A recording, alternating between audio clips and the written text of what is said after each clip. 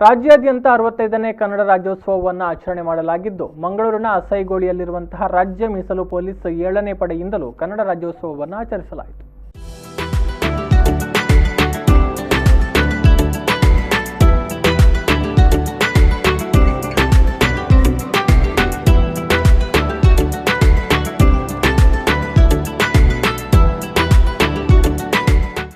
November 1ರಂದು Kannada ರಾಜ್ಯೋತ್ಸವವನ್ನು ಆಚರಿಸುತ್ತೇವೆ. ಆಗಿನ ಮೈಸೂರು ರಾಜ್ಯವು ಈಗಿನ ಕರ್ನಾಟಕ ನವೆಂಬರ್ 1, 1956ರಲ್ಲಿ ನಿರ್ಮಾಣವಾದುದರ ಸಂಕೇತವಾಗಿ ಕನ್ನಡ ರಾಜ್ಯೋತ್ಸವವನ್ನು ಆಚರಿಸಲಾಗುತ್ತಿದೆ. ಎಲ್ಲ ಕನ್ನಡ ಭಾಷೆ ಮಾತನಾಡುವ ಪ್ರದೇಶಗಳನ್ನು ವಿಲೀನಗೊಳಿಸಿ ಒಂದು ರಾಜ್ಯವನ್ನು ಘೋಷಣೆ ಮಾಡಿದ ಈ ದಿನವನ್ನು ಕನ್ನಡಿಗರು ನಾಡಹಬ್ಬವಾಗಿ ಆಚರಿಸುತ್ತಾರೆ. ಅಂತೆಯೇ ಮಂಗಳೂರಿನ ರಾಜ್ಯ ಮೀಸಲು ಪೊಲೀಸ್ ಪಡೆಯಿಂದ ಕನ್ನಡ ರಾಜ್ಯೋತ್ಸವವನ್ನು ಆಚರಿಸಲಾಯಿತು.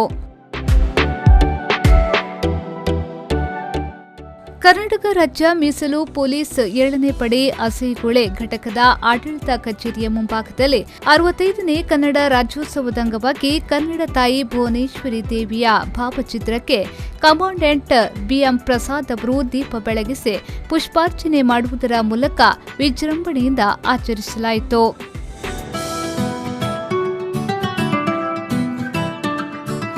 ಕೆಎಸ್ಆರ್ಪಿ 7ನೇ ಪಡೆ ಪೊಲೀಸ್ ಕಾನ್ಸ್ಟೇಬಲ್ ನವೀನ್ ಎಸ್ಪಿ ಅವರು ಸ್ವಾಗತ ಗೀತೆಯನ್ನ ಹಾಡಿದ್ರು.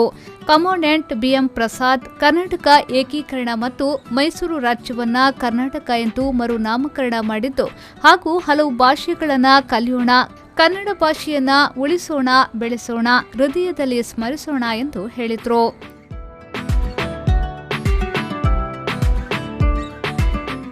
ಈ ಸಂದರ್ಭದಲ್ಲಿ ಸಹಾಯಕ ಕಮಾಂಡೆಂಟ್ ರಾಜು ಹಾಗೂ ಪೊಲೀಸ್ ಇನ್ಸ್ಪೆಕ್ಟರ್ ಕೃಷ್ಣಪ್ಪ ಪೂಜಾರಿ, ಘಟಕದ ಅಧಿಕಾರಿಗಳು, ಸಿಬ್ಬಂದಿ ವರ್ಗದವರು ಹಾಜರಿದ್ದರು. ಬ್ಯೂರೋ ರಿಪೋರ್ಟ್, ವಿ4 ನ್ಯೂಸ್ 24/7 ಮಂಗಳೂರು.